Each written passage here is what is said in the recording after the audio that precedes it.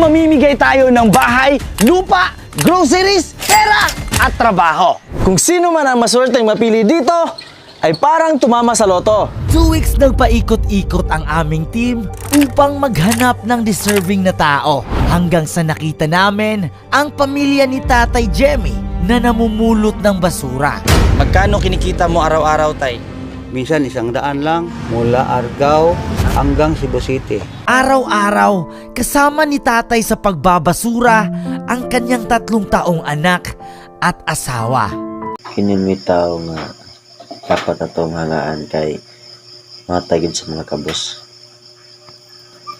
Kinimitaw nga dapat atong padaghanon ang mga follower. Siyang ibuhat na mahinatagon sa isig kataw. Ipareha ng uban diya, nagpasikat ra. Sige gara-gara, wala mo na ikabuga sa kapwa. Kini may mga tao nga dapat atong hangaan ng mga vlogger. Kini uban nga gara-gara ra, kini sa pitapang, sas pura gaba. Ipasikat rag maayo, wag si kinsa.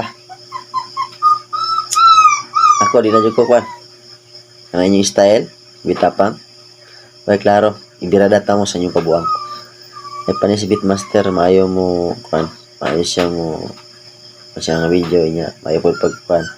Mahatag po sa mga kabos. Iparehanin ni bitapang na gagara-gara ni kay maayo siya karon. Guys, salute yung Beatmaster. Tunay kang tao. Tunay kang marunong lumingon sa pinanggalingan, Beatmaster. Isang alamat, boy, Beatmaster. Marunong ka. Hindi ka matakaw sa kapwa mo.